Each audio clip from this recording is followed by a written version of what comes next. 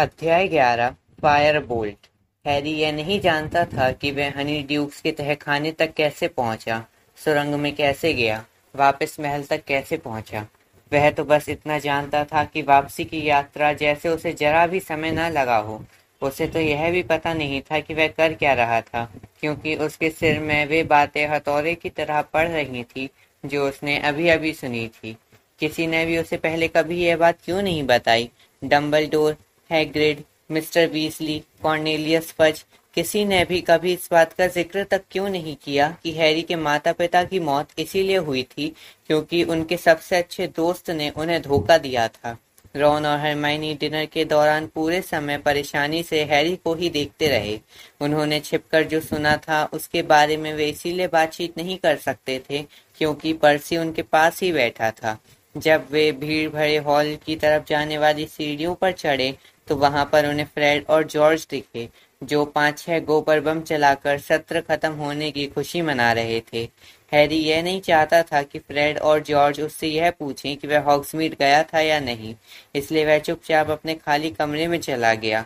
वह सीधे अपने बिस्तर के पास रखी अलमारी तक पहुंचा।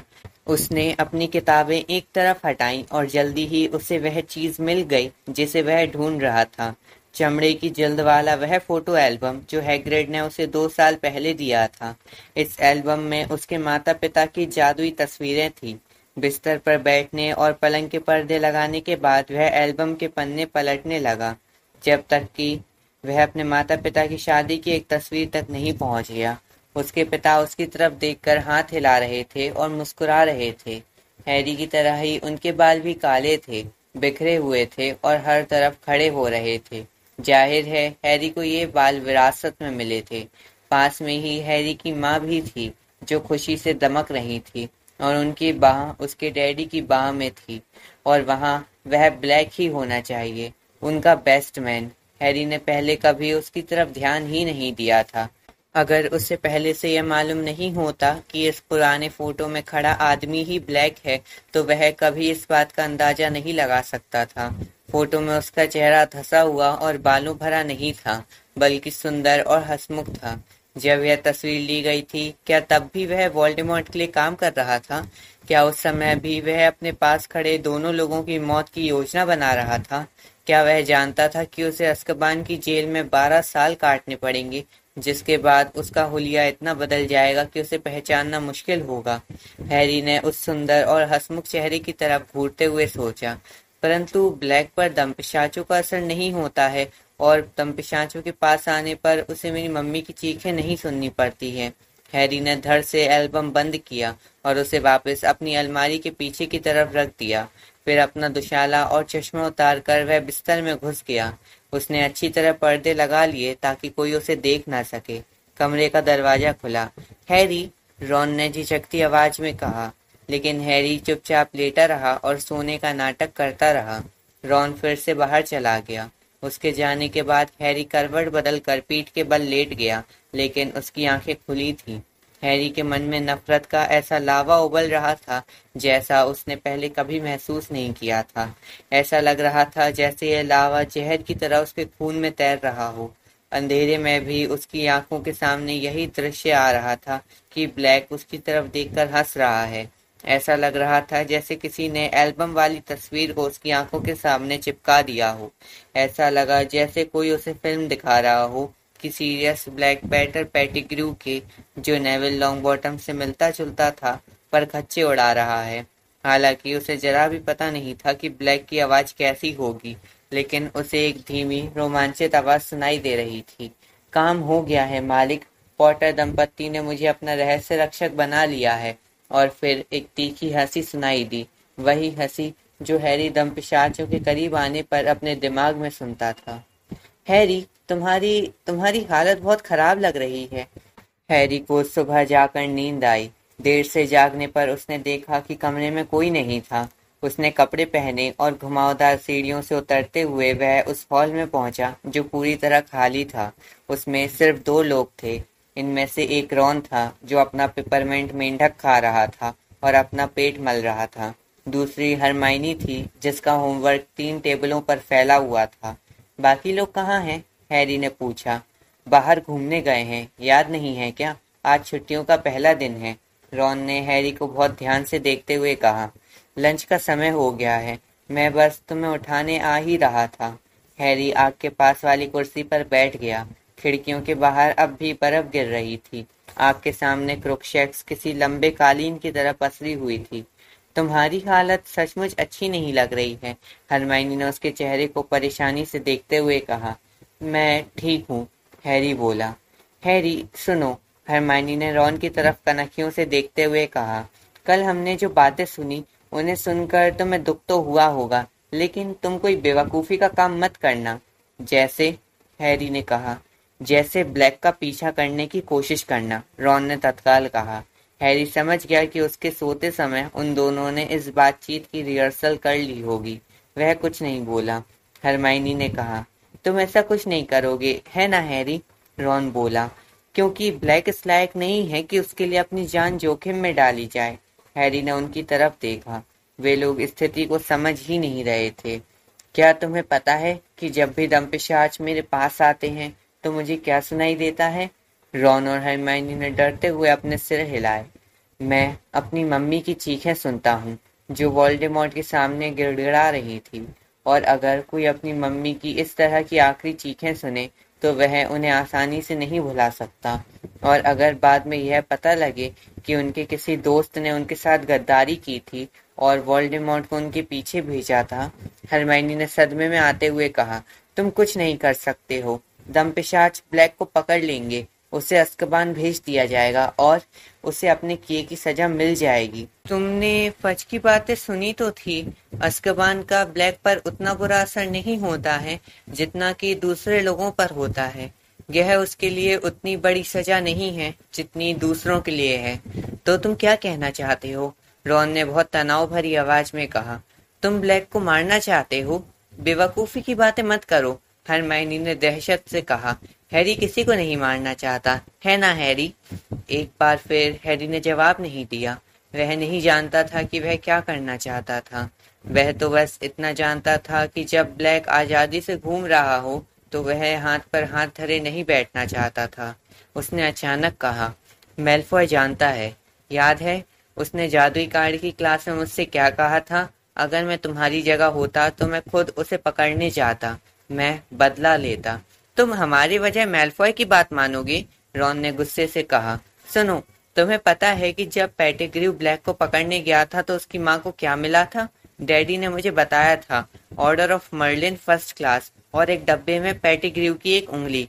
उसकी मौत के बाद वहां पर उसके शरीर का सबसे बड़ा हिस्सा यही मिला था। हैरी, ब्लैक पागल है और खतरनाक भी है। मैल्फॉय के डैडी ने उसे बताया होगा, हैरी ने रॉन की बातों को अनसुना करते हुए कहा। वे वोल्डेमॉर्ट के बहुत करीब थे। उसका नाम मत लो हैरी, रॉन ने गुस्से से कहा। इसीलिए मैल्फॉय को मालूम था कि ब्लैक वोल्डेमॉर्ट के लिए काम कर रहा था। और मैल्फॉय को यह देखने में बहुत मजा आएगा कि पेटिग्रू की तरह तुम्हारे भी चिथड़े चिथड़े उड़ जाएं। खुद पर काबू रखो। मैल्फॉय तो सिर्फ यह आशा कर रहा है कि नागशक्ति और गुरुद्वार के क्विडिच मैच से पहले ही तुम मर जाओ। हैरी प्लीज, हरमाइनी ने कहा। उसकी आंखों में अब भी आंसुओं की चमक थी। प्लीज समझदारी से काम लो। ब्लैक ने बहुत बुरा किया है, लेकिन अपनी जान जोखिम में मत डालो। ब्लैक यही तो चाहता है। ओ हैरी, अगर तुम ब्लैक की तलाश करने जाओगे तो वास्तव में तुम उसकी योजना पर ही चलोगे। तुम्हारे मम्मी डैडी ये कभी नहीं चाहते कि तुम्हें कोई चोट पहुंचे, है ना? वे यह कभी नहीं चाहते कि तुम ब्लैक की तलाश करने जाओ। हैरी ने रूखेपन से कहा, मैं यह कभी नहीं जान पाऊंगा कि वे क्या चाहते, क्योंकि ब्लैक की मेहरबानी से मेरी उनसे कभी बात ही नहीं हो पाई। खामोशी छा गई। क्रुक्षैक्स अपने पंजे खोलते हुए आराम से और ज्यादा पसर गई। रॉन की जेब कांप गई। देखो, रॉन बोला। यह स्पष्ट था कि वह अब यह विषय बदलना चाहता था। छुट्टियां चल रही हैं, क्रिसमस आने ही वाला है। चलो, क्यों ना हम हैग्रिड से मिलने चले? हम उससे काफी समय से नहीं मिले हैं। नहीं, हरमाइनी ने तत्काल कहा। हैरी को महल से बाहर नहीं जाना चाहिए। रॉन, चलो चलते हैं, हैरी ने उठते हुए कहा। और मैं उससे यह भी पूछना चाहता हूँ कि जब उसने मेरे माता पिता के बारे में बताया था तो ब्लैक का जिक्र क्यों नहीं किया? रॉन यह कतई नहीं चाहता था कि सीरियस ब्लैक के बारे में आगे भी बातचीत हो।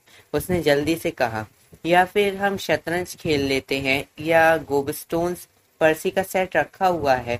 नहीं, हम हैग्रिड से मिलने चलते हैं, हैरी ने दृढ़ता से कहा। उन्होंने अपने कमरों से अपने चोगे निकाले और तस्वीर के छेद से बाहर निकले।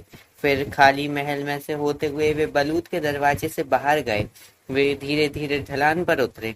चमकती और धूल जैसी बर्फ से उनके मोजे तथा चोगे के निचले हिस्से गीले और ठंडे हो गए थे। अंधेरा जंगल ऐसा दिख रहा था जैसे उस पर जादू कर दिया गया हो। हर पेड़ सफेदी में ढका था। हैग्रिड की झोपड़ी बर्फ के केक की तरह दिख रही थी। रॉन ने दरवाजा खटखटाया, लेकिन किसी ने जवाब नहीं दिया। वह बाहर तो नहीं गया है, हरमाइनी ने कहा, जो चोगे के बावजूद कांप रही थी। रॉन ने दरवाजे पर कान लगाकर आहट ली। एक अजीब सी आवाज आ रही है, उसने कहा। जरा सुनो तो सही, क्या ये फैंग की आवाज है? हैरी और हरमाइनी ने भी अपने कान दरवाजे से लगाए। झोपड़ी के अंदर से सिसकने और कराहने की हल्की हल्की आवाजें सुनाई दे रही थी। घबराते हुए रॉन ने कहा, शायद हमें जाकर किसी को बुलाना चाहिए। हैग्रिड, हैरी ने दरवाजे को जमकर थपथपाते हुए कहा। हैग्रिड, क्या तुम अंदर हो? भारी कदमों की आवाज आई, फिर दरवाजा खुल गया।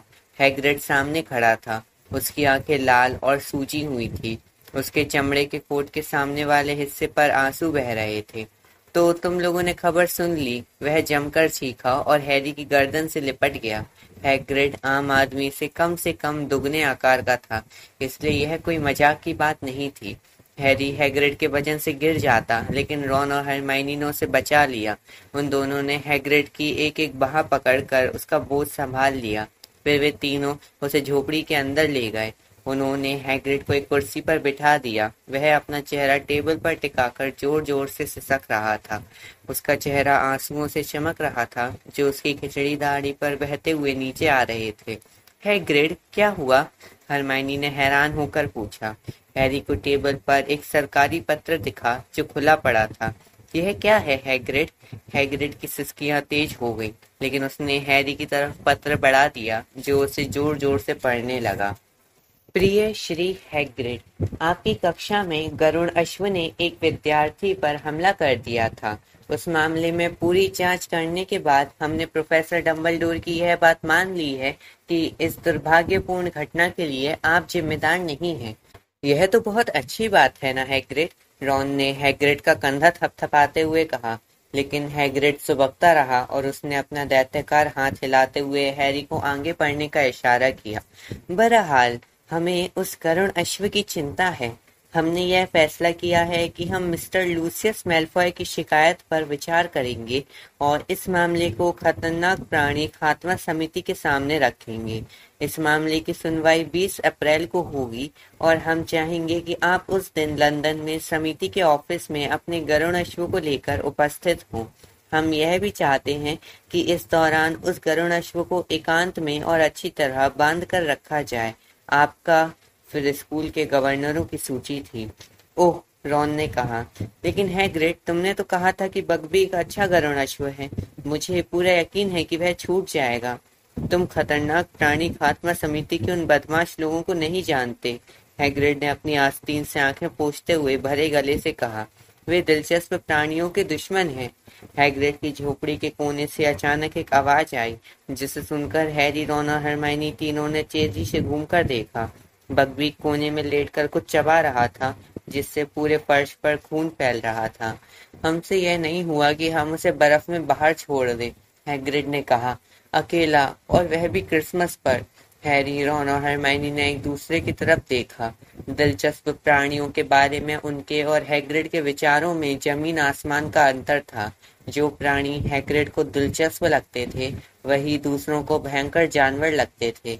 लेकिन इस मामले में ऐसा नहीं था। बग्बी खास खतरनाक नहीं था। सच तो यह था कि हैग्रिड के पिछले रिकॉर्ड को देखते हुए वह सचमुच बहुत अच्छा जानवर था। तुम्हें उसके बचाव की तैयारी करनी चाहिए हैग्रिड, हरमाइनी ने हैग्रिड की विशाल बाहों पर हाथ रखते हुए कहा। मुझे विश्वास है कि बग्बी को सुरक्षित जानवर साबित कर दिया जा सकता है। उससे कोई फर्क नहीं पड़ेगा, हैग्रिड ने सुबकते हुए कहा। खात्मा विभाग के सब दुष्ट लोग लूसियस मैल्फॉय की जेब में हैं। सब उससे डरते हैं, और अगर हम यह मुकदमा हार गए तो बेचारा बग्बीक। हैग्रिड ने अपनी उंगलियों से गला काटने का इशारा किया, फिर जमकर रोने लगा और अपने हाथों में अपना सिर छिपा लिया। हैरी ने कहा, हैग्रिड, डंबलडोर ने कुछ नहीं किया।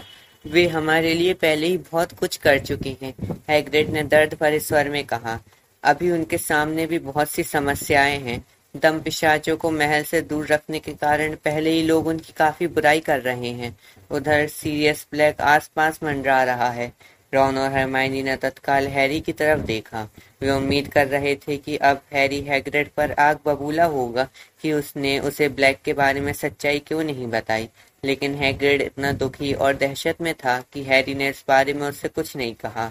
उसने कहा, सुनो हैग्रिड, हार मत मारना। हरमाइनी सही कहती है। तुमने बकबीक के बचाव की तैयारी करनी चाहिए। गवाही देने के लिए हमें बुला लेना। मुझे लगता है कि मैंने गरुड़ाश्व को चिढ़ाने संबंधी एक मुकदमे के बारे में पढ़ा है, जिसमें गरुड़ाश्व छूट गया था। हरमाइनी ने सोचते हुए कहा, हैग्रिड, मैं अपनी किताबों में देखकर बताऊंगी कि सचमुच क्या हुआ था। हैग्रिड अब भी जोर जोर से विलाप कर रहा था। हैरी और हरमाइनी ने रॉन की तरफ देखा कि वह उनकी मदद करे। रॉन ने बोला, मैं चाय बनाकर लाता हूँ। हैरी ने उसे घूर कर देखा। रॉन ने कंधे उचलाते हुए कहा, जब भी कोई परेशान होता है तो मेरी मम्मी यही करती है। आखिरकार जब चाय का धुआं उड़ाता मग हैग्रिड के सामने आ गया और उन तीनों ने उसकी मदद के बार बार आश्वासन दिए, तो हैग्रिड ने एक टेबल क्लॉथ के आकार के रुमाल में अपनी नाक सुड़कते हुए कहा, तुम लोग ठीक कहते हो। हमें खुद पर काबू रखना चाहिए। हमें खुद को संभालना चाहिए। फैंग नाम का कुत्ता झिझकते हुए टेबल के नीचे से बाहर आ गया और उसने अपना सिर हैग्रिड के घुटनों पर रख दिया। हैग्रिड ने एक हाथ से फैंग को थपथपाते हुए और दूसरे हाथ से अपना चेहरा पोंछते हुए कहा, कुछ समय से हम होश में नहीं थे, बकबीक की चिंता में डूबे हुए थे। हम इस बात से भी दुखी थे कि कोई भी विद्यार्थी हमारी क्लास को पसंद नहीं करता है। हरमाइनी ने तत्काल झूठ बोल दिया, कौन कहता है? हमें तुम्हारी क्लास बहुत पसंद है। हाँ, तुम्हारी क्लास हमें बहुत अच्छी लगती है। रॉन ने टेबल के नीचे अपनी उंगलियां बांधते हुए कहा, फ्लावर बम्स कैसे हैं? मर गए, हैग्रिड ने उदासी से कहा, बहुत ज्यादा सलाद पत्ती खाने से। अरे नहीं, रॉन ने कहा। उसका होंठ फड़क रहा था। हैग्रिड ने अचानक कांपते हुए कहा, और हम दम पिशाचों के कारण भी परेशान हैं। जब भी हम 3 ब्रूम स्टिक्स में कुछ पीने जाते हैं तो हर बार हमें उनके पास से गुजरना पड़ता है। हमें लगता है जैसे हम दोबारा अज़्काबान पहुंच गए हों। फिर वह खामोश होकर अपनी चाय सुड़कने लगा। हैरी, रॉन और हरमाइनी अपनी सांस रोककर उसे देखते रहे। उन्होंने पहले कभी हैग्रिड को अज़्काबान की कैद का जिक्र करते नहीं सुना था। कुछ समय बाद हरमाइनी ने झिझकते हुए पूछा, हैग्रिड, क्या वहाँ का माहौल सचमुच भयंकर है? तुम लोग कल्पना भी नहीं कर सकते हो। हैग्रिड ने धीरे से कहा, दुनिया में इतनी बुरी कोई दूसरी जगह नहीं है। हमें लगा था हम पागल हो रहे हैं। हम रात दिन बुरी घटनाओं के बारे में ही सोचते रहते थे। जिस दिन हमें हॉगवर्ट्स से निकाला गया था, जिस दिन हमारे डैडी की मौत हुई थी, जिस दिन हमारा नॉर्बर्ट हमसे दूर हो गया था। उसकी आंखों में आंसू भर आए। नॉर्बर्ट ड्रैगन का वह बच्चा था जिसे हैग्रिड ने ताश के खेल में जीता था। कुछ समय बाद तो इंसान यह भी भूल जाता है कि वह आखिर कौन है। उसे यह लगने लगता है कि वे जिंदा रहने का कोई मतलब ही नहीं है। हम भी यही सोचने लगे थे कि अगर हम नींद में ही मर जाएं तो कितना अच्छा रहेगा। जब दम पिशाचों ने हमें छोड़ा तो हमें ऐसा लगा जैसे हमारा दूसरा जन्म हुआ है। वहां से निकलते ही सारी अच्छी चीजें बाढ़ की लहर की तरह तेजी से हमारे दिमाग में आ गई। जिंदगी में हमें इतना अच्छा पहले कभी नहीं लगा। लेकिन याद रहे, दम पिशाच हमें छोड़ना नहीं चाहते थे। लेकिन तुम तो बेगुनाह थे, हरमाइनी बोली। हैग्रिड ने फुफकारते हुए कहा, इससे उन्हें क्या लेना देना? उन्हें इसकी परवाह नहीं है। उन्हें तो बस 100-200 इंसान चाहिए जिनमें से वे जोंक की तरह चिपककर सारी खुशी चूस सके। उन्हें इस बात की रत्ती भर भी परवाह नहीं होती है कि कौन बेगुनाह है और कौन गुनहगार है। हैग्रिड एक पल के लिए खामोश हुआ और अपनी चाय के कप को देखता रहा। फिर वह धीमे से बोला, हम सोच रहे थे कि बकबीक को कहीं भगा दें, उससे कहें कि वह उड़कर दूर चला जाए। लेकिन करुणाश्व को यह बात कैसे समझाई जा सकती है कि उसे छिप जाना चाहिए, और हम कानून तोड़ने से भी डरते हैं। उसने उनकी तरफ देखा और एक बार फिर उसके चेहरे पर आंसू बह निकले। हम दोबारा azkaban नहीं जाना चाहते हैं। हालांकि हैग्रिड के घर की यात्रा सुखद अनुभव नहीं था, लेकिन उसका वैसा ही असर हुआ जैसा रॉन और हरमाइनी चाहते थे। हालांकि हैरी अब भी ब्लैक को नहीं भूला था, लेकिन अब वह खतरनाक प्राणी खात्मा समिति के खिलाफ मुकदमा जीतने में हैग्रिड की मदद करना चाहता था, इसलिए वह अपने बदले के बारे में लगातार नहीं सोच रहा था। अगले दिन हैरी, रॉन और हरमाइनी लाइब्रेरी में गए। जब वे गरुड़ द्वार के खाली हॉल में वापस लौटे तो उनके हाथ में बहुत सी किताबें थीं, जिनकी मदद से वे बकबीक के बचाव की तैयारी करना चाहते थे। वे तीनों चटकती आग के सामने बैठकर खूंखार जानवरों के मशहूर मुकदमों वाली धूल भरी किताबों के पन्ने धीरे धीरे पलटते रहे। जब भी किसी को कोई काम की चीज नजर आती थी तो वे बीच में उस पर बात कर लेते थे। यह देखो, 1722 में एक मुकदमा था, लेकिन गरुड़ाश्व को सजा हो गई। देखो तो सही, उन्होंने उसके साथ क्या किया था। कितना भयानक दृश्य है। इससे मदद मिलेगी। देखो, सींग वाले नरसिंह ने 1295 में किसी पर हमला किया था, लेकिन उन्होंने उसे छोड़ दिया। अरे नहीं, ऐसा तो सिर्फ इसलिए हुआ था क्योंकि सब लोग उसके पास जाने से डर रहे थे। इसी दौरान महल में क्रिसमस की भव्य सजावट हो चुकी थी। हालांकि इसका आनंद लेने के लिए हॉगवर्ट्स में बहुत कम विद्यार्थी बचे थे। गलियारों में शूलपर्णी और मिसल्टो के मोटे तोरण द्वार बंधे थे। हर सूट ऑफ आर्मर के भीतर रहस्यमय रोशनी चमक रही थी और बड़े हॉल में 12 क्रिसमस ट्री रखे गए थे, जिन पर सुनहरे सितारे चमक रहे थे। खाने की जोरदार और स्वादिष्ट खुशबू गलियारों में भरी थी। क्रिसमस की शाम तक यह खुशबू इतनी ज्यादा तेज हो गई कि स्कैबर्स भी उसे सूंघने के लिए रॉन की जेब से अपनी नाक बाहर निकालने लगा। क्रिसमस की सुबह रॉन ने हैरी को तकिया मारकर जगाया। ओए, तोहफे! हैरी ने अपना चश्मा पहनकर अपने बिस्तर के नीचे वाले हिस्से को देखा, जहां कुछ पार्सल रखे थे। रॉन पहले से ही अपने तोहफे में लिपटे कागज को फाड़ चुका था। मम्मी ने एक और स्वेटर भेजा है, फिर से मैरून रंग का। देखो, उन्होंने तुम्हें भी स्वेटर भेजा है या नहीं? उन्होंने हैरी के लिए भी स्वेटर भेजा था। मिसेस वीजली ने उसे एक लाल स्वेटर भेजा था, जिसके सामने गरुड़द्वार का शेर बना था।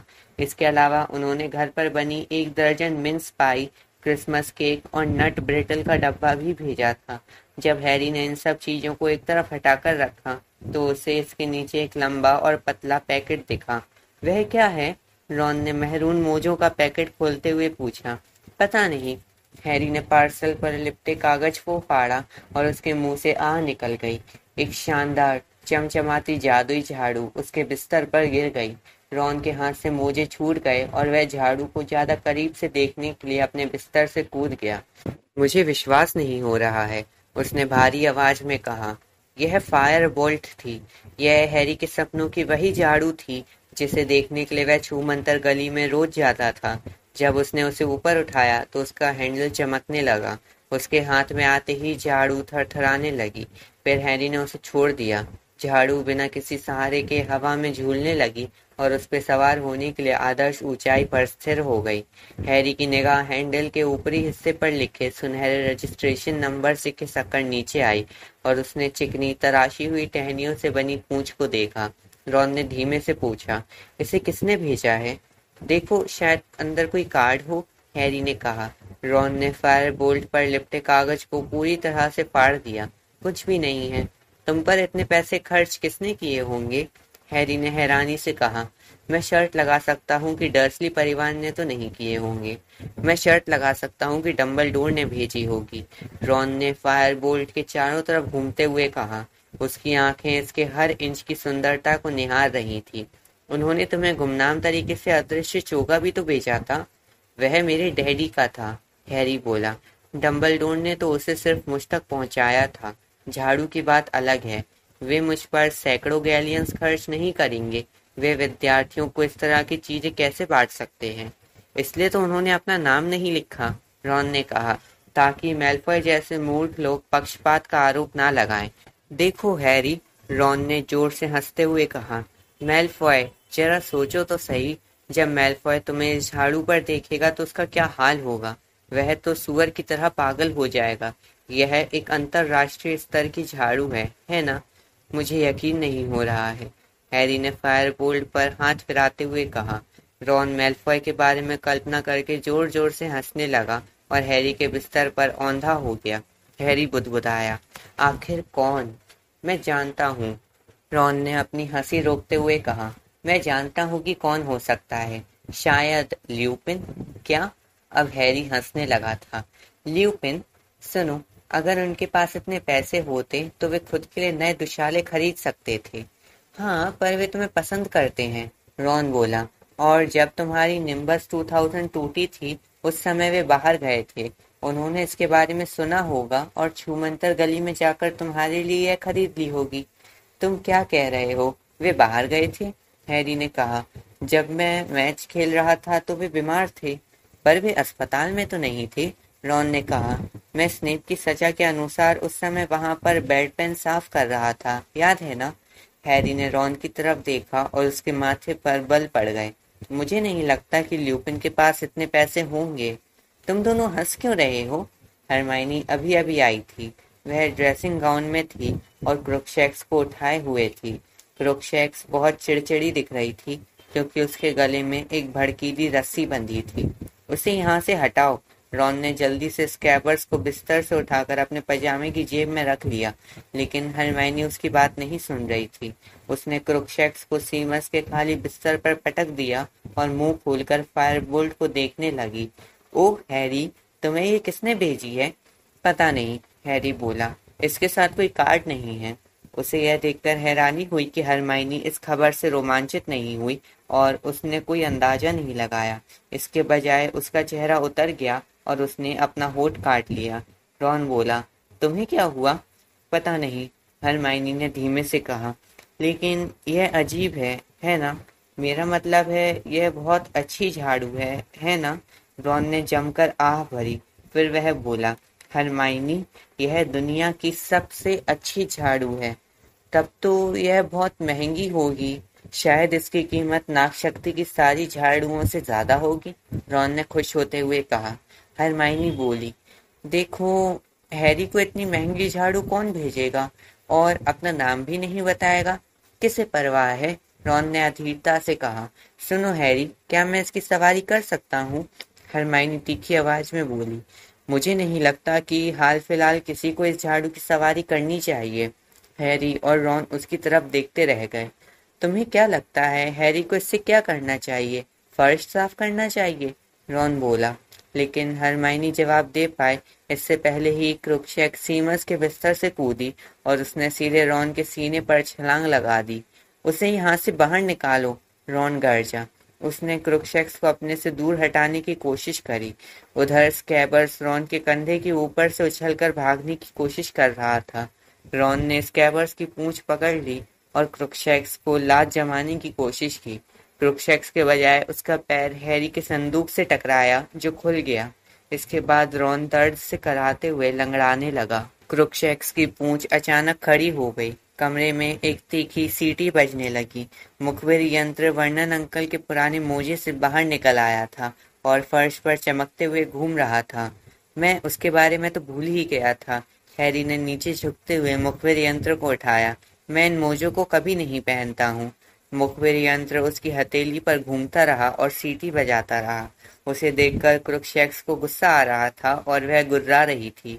हरमाइनी, अच्छा यह होगा कि तुम अपनी बिल्ली को यहाँ से ले जाओ, रॉन ने गुस्से से कहा, जो इस समय अपने पैर मलते हुए हैरी के बिस्तर पर बैठा था।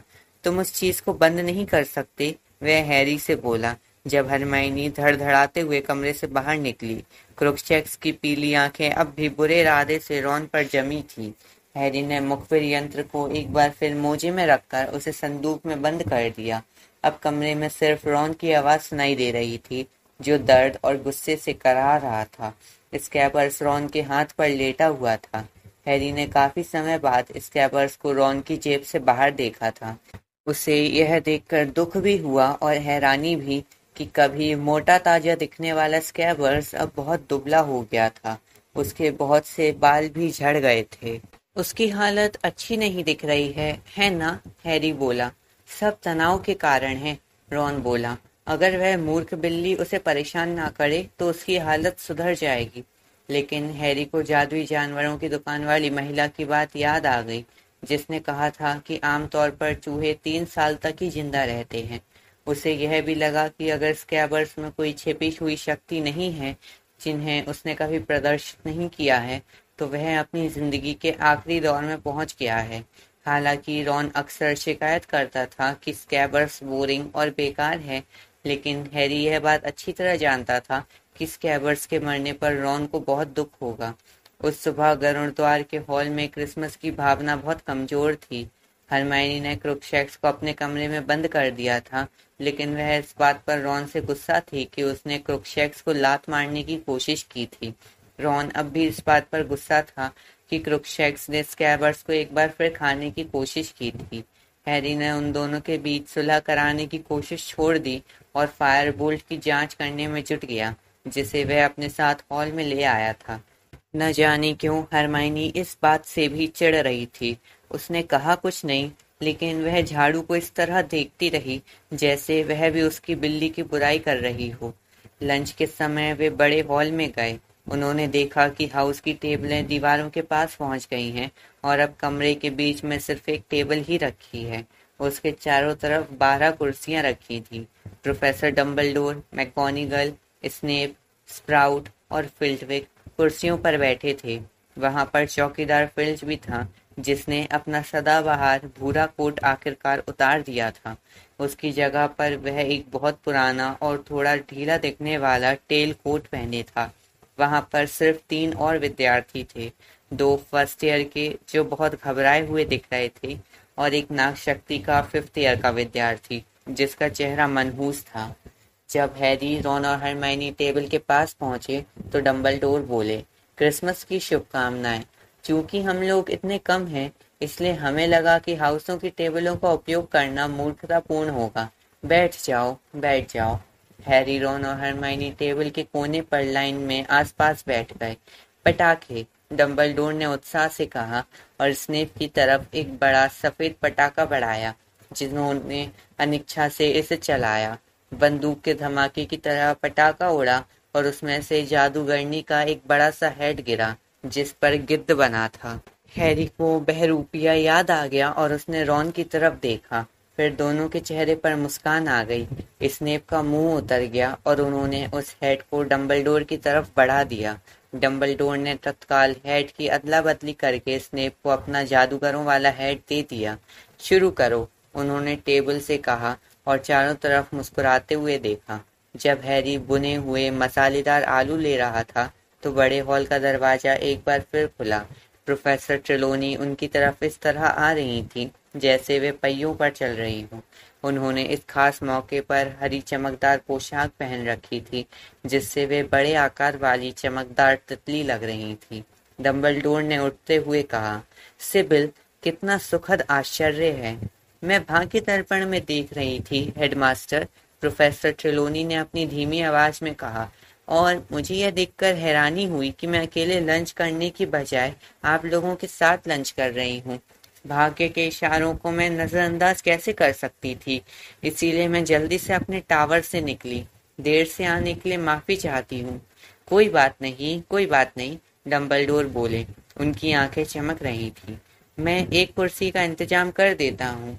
उन्होंने अपनी छड़ी घुमाकर हवा में से कुर्सी का इंतजाम कर दिया, जो कुछ पल तक घूमी और फिर प्रोफेसर स्नेप तथा मैगोनिगल की कुर्सियों के बीच में आवाज करती हुई गिर गई। लेकिन प्रोफेसर ट्रेलोनी उस पर नहीं बैठी। उनकी बड़ी बड़ी आंखें टेबल के चारों तरफ घूमी और अचानक उनके मुंह से चीख निकल गई। मैं नहीं बैठ सकती, हेडमास्टर। अगर मैं टेबल पर बैठी तो हम 13 लोग हो जाएंगे। इससे ज्यादा दुर्भाग्यपूर्ण और कुछ नहीं हो सकता। हमें यह नहीं भूलना चाहिए कि जब 13 लोग एक साथ खाते हैं तो सबसे पहले उठने वाला सबसे पहले मर जाता है। हम ये खतरा मोल ले लेंगे, सिबिल, प्रोफेसर मैगोनिगल ने अधीरता से कहा। बैठ जाओ, टर्की बिल्कुल ठंडी हो गई है। प्रोफेसर ट्रेलोनी झिझकते हुए खाली कुर्सी पर बैठ गई। उनकी आंखें बंद थी और उनका चेहरा भिजा हुआ था, जैसे वे आशा कर रही हों कि किसी भी समय टेबल पर बिजली गिर जाए। प्रोफेसर मैगोनिगल ने सबसे पास वाले प्याले से एक बड़ा चम्मच लिया। ट्राइप लोगी, सिबिल? प्रोफेसर ट्रेलोनी ने उनकी बात अनसुनी कर दी। उन्होंने अपनी आंखों को दोबारा खोलकर एक बार फिर चारों तरफ देखा। प्रोफेसर ल्यूपिन कहाँ है? मुझे दुख है कि वे फिर से बीमार पड़ गए, डंबलडोर ने कहते हुए इशारा किया कि हर व्यक्ति खाने का सामान खुद परोसे। बहुत दुर्भाग्यपूर्ण था कि उन्हें क्रिसमस के दिन ही बीमार पड़ना था। लेकिन निश्चित रूप से तुम्हें तो यह पता होगा सिबिल, प्रोफेसर मैकगोनागल ने अपनी भौहें उठाते हुए कहा। प्रोफेसर ट्रेलोनी ने प्रोफेसर मैकगोनागल को बहुत ठंडी निगाह से देखते हुए धीमे से कहा, निश्चित रूप से मुझे यह पता था मिनर्वा, लेकिन मैं सबके सामने यह नहीं जताना चाहती हूँ कि मैं सब कुछ जानती हूँ। मैं अक्सर इस तरह अभिनय करती हूँ जैसे मुझे भविष्य का ज्ञान नहीं है, ताकि दूसरे परेशान महसूस ना हो। आपके यह बताने से बहुत सी चीजें साफ हो गईं, प्रोफेसर मैकगोनागल ने व्यंग से कहा। प्रोफेसर ट्रेलोनी की आवाज अचानक बहुत स्पष्ट हो गई। अगर तुम जानना ही चाहती हो मिनर्वा, तो मैंने देखा है कि बेचारे प्रोफेसर ल्यूपिन हमारे साथ ज्यादा समय तक नहीं रह पाएंगे। ऐसा लगता है कि वे यह बात खुद भी जानते हैं कि उनके पास बहुत कम समय है। जब मैंने उनसे भाग्य दर्पण में झांकने को कहा तो वे तत्काल भाग खड़े हुए। अच्छा, प्रोफेसर मैकगोनागल ने रूखेपन से कहा। मुझे नहीं लगता, डंबलडोर ने मुस्कुराते हुए लेकिन थोड़ी ऊंची आवाज में कहा, जिससे प्रोफेसर मैकगोनागल और प्रोफेसर ट्रेलोनी की बातचीत बंद हो गई। कि प्रोफेसर ल्यूपिन की जान को तत्काल कोई खतरा है। सिविरियस, तुमने उनके लिए काढ़ा तो बना दिया था? हाँ हेडमास्टर, स्नेप ने कहा। अच्छी बात है, डंबलडोर बोले, तब तो वे जल्दी ही ठीक हो जाएंगे। डेरेक, तुमने यह तो चखा ही नहीं, यह बहुत बढ़िया है। डंबलडोर ने उसका नाम लेकर उससे कुछ कहा। इस वजह से फर्स्ट ईयर के उस बच्चे का चेहरा लाल पड़ गया और उसने कांपते हाथों से वह डिश उठा ली। प्रोफेसर ट्रेलोनी ने क्रिसमस का डिनर खत्म होने तक लगभग सामान्य व्यवहार किया, जो 2 घंटे तक चला। जब क्रिसमस के डिनर के कारण पेट लगभग फटने वाला था, तब कहीं जाकर उन्होंने खाना बंद किया। वे अब भी अपने पटाखे वाले हेड पहने हुए थे। जब हैरी और रॉन टेबल पर से सबसे पहले उठे, तो प्रोफेसर ट्रेलोनी जोर से चीखी, मेरे प्यारे बच्चों, तुम में से पहले कौन उठा है? कौन? क्या पता, रॉन ने हैरी को परेशानी से देखते हुए कहा। मुझे लगता है कि इससे ज्यादा फर्क नहीं पड़ता है, प्रोफेसर मैकगोनागल ने ठंडेपन से कहा, जब तक कोई पागल आदमी कुल्हाड़ी लेकर दरवाजे के बाहर इंतजार न कर रहा हो कि वे प्रवेश हॉल में आने वाले पहले व्यक्ति का सिर काट दे। यहाँ तक कि रॉन भी हंसने लगा। प्रोफेसर ट्रेलोनी बहुत बुरा मान गई। चल रही हो? हैरी ने हरमाइनी से पूछा। नहीं, हरमाइनी बुदबुदाई, मुझे प्रोफेसर मैकगोनागल से कुछ कहना है। जब रॉन और हैरी प्रवेश हॉल में पहुंचे तो उन्हें कुल्हाड़ी वाला कोई पागल आदमी नहीं मिला। रॉन ने जम्हाई लेते हुए कहा, शायद हरमाइनी यह पूछना चाहती होगी कि क्या वह कुछ और विषय ले सकती है। जब वे तस्वीर के छेद के पास पहुंचे तो वहां पर सर कैडोगेन क्रिसमस का जश्न मना रहा था। मोटे खच्चर के अलावा उसके साथ 2-3 सन्यासी और हॉगवर्ट्स के पुराने हेडमास्टर थे। उसने अपने कनटोपे को ऊपर उठाया और शराब का ग्लास उठाकर उनसे कहा, क्रिसमस की शुभकामनाएं। पासवर्ड? कमीने कुत्ते, रॉन बोला। आप ही होंगे। सर कैडोगेन ने गरजते हुए तस्वीर का दरवाजा खोल दिया ताकि वे अंदर जा सके। हैरी सीधे अपने कमरे में गया। वहां से उसने अपनी फायर बोल्ट उठाई। फिर उसने जादुई झाड़ू की सर्विसिंग किट उठाई, जो हरमाइनी ने उसके जन्मदिन पर तोहफे में दी थी। यह दोनों चीजें लेकर वह हॉल में लौट आया। वह फायर बोल्ट को और सुंदर बनाना चाहता था, लेकिन उसे समझ में नहीं आ रहा था कि क्या करे। उसकी टहनियां मुड़ी नहीं थी, इसलिए उन्हें काटा नहीं जा सकता था। हैंडल पहले से ही इतना चमक रहा था कि उस पर पॉलिश करने का कोई फायदा नहीं था। वह और रॉन हर कोण से इसे देख देख कर खुश होते रहे, जब तक कि तस्वीर का छेद नहीं खुला और हरमाइनी प्रोफेसर मैकगोनागल के साथ अंदर नहीं आई। हालांकि प्रोफेसर मैकगोनागल गरुड़द्वार की प्रमुख थी, लेकिन हैरी ने उन्हें गरुड़द्वार के हॉल में पहले सिर्फ एक बार ही देखा था। उस समय वे एक बहुत गंभीर घोषणा करने आई थी। हैरी और रॉन फायर बोल्ट को पकड़कर उन्हें घूरते रहे। हरमाइनी दूर जाकर बैठ गई। उसने सबसे पास रखी किताब उठा ली और उसके पीछे अपना चेहरा छिपा लिया। तो यह बात है, प्रोफेसर मैकगोनागल ने अंगीठी के पास से आते हुए फायर बोल्ट को घूरकर कहा। मिस ग्रेंजर ने अभी अभी मुझे बताया है कि किसी ने तुम्हें एक झाड़ू भेजी है, पॉटर। हैरी और रॉन ने पलटकर हरमाइनी को देखा। उसने अपनी किताब उल्टी पकड़ रखी थी और किताब के ऊपर उसका माथा लाल दिख रहा था। क्या मैं इसे ले सकती हूँ? प्रोफेसर मैगोनिगल ने पूछा, लेकिन उन्होंने जवाब का इंतजार किए बिना ही उनके हाथों से फायर बोल्ट ले ली। उन्होंने इसके हैंडल से लेकर पूंछ तक हर चीज को सावधानी से जांचा। और इसके साथ किसी तरह की कोई चिट्ठी भी नहीं आई है पॉटर? कोई कार्ड भी नहीं? किसी तरह का कोई संदेश नहीं था? नहीं, हैरी ने सपाट स्वर में कहा। अच्छा, प्रोफेसर मैगोनिगल बोली, मुझे इसे ले जाना पड़ेगा पॉटर। क्या? हैरी लड़खड़ाते हुए खड़ा हुआ। क्यों? यह जांच करनी पड़ेगी कि कहीं इस पर जादू टोना तो नहीं किया गया है, प्रोफेसर मैगोनिगल ने कहा। जाहिर है मैं इसकी विशेषज्ञ नहीं हूँ, लेकिन मैडम हूज और प्रोफेसर फेल्टविक इसका पुर्जा पुर्जा खोल देंगे। पुर्जा पुर्जा खोल देंगे? रॉन ने दोहराया, जैसे प्रोफेसर मैगोनिगल पागल हो गई हूँ। प्रोफेसर मैगोनिगल बोली, इसमें कुछ हफ्तों से ज्यादा समय नहीं लगेगा। अगर हमें यकीन हो गया कि इस पर कोई जादू टोना नहीं किया गया है, तो यह तुम्हें वापस मिल जाएगी। इसके साथ कोई गड़बड़ नहीं है प्रोफेसर, हैरी ने कांपती हुई आवाज में कहा। मेरा यकीन कीजिए। तुम यह कैसे जान सकते हो पॉटर? प्रोफेसर मैगोनिगल ने दयालुता भरे अंदाज में कहा। जब तक कि तुम इस पर सवारी ना कर लो, और ऐसा तब तक नहीं हो सकता जब तक कि हमें यह यकीन ना हो जाए कि इसके साथ कोई छेड़खानी नहीं की गई है। मैं तुम्हें जानकारी देती रहूंगी। प्रोफेसर मैगोनिगल मुड़ी और फायरबोल्ट को उठाकर तस्वीर के छेद से बाहर चली गई। हालांकि उनके जाने के बाद तस्वीर का छेद बंद हो गया था, लेकिन फिर भी हैरी उस तरफ घूरता रहा। उसके हाथ में अब भी हाई फिनिश पॉलिश का डब्बा था। फिर रॉन ने हरमाइनी की तरफ देखते हुए कहा, तुम भागती हुई मैगोनिगल के पास क्यों गई थी? हरमाइनी ने अपनी पुस्तक एक तरफ फेंक दी। उसका चेहरा अब भी गुलाबी था, लेकिन वह उठकर रॉन के सामने तन कर खड़ी हो गई। क्योंकि मैंने सोचा, और प्रोफेसर मैगोनिगल भी मुझसे सहमत है, कि शायद हैरी को यह झाड़ू सीरियस ब्लैक ने भेजी है।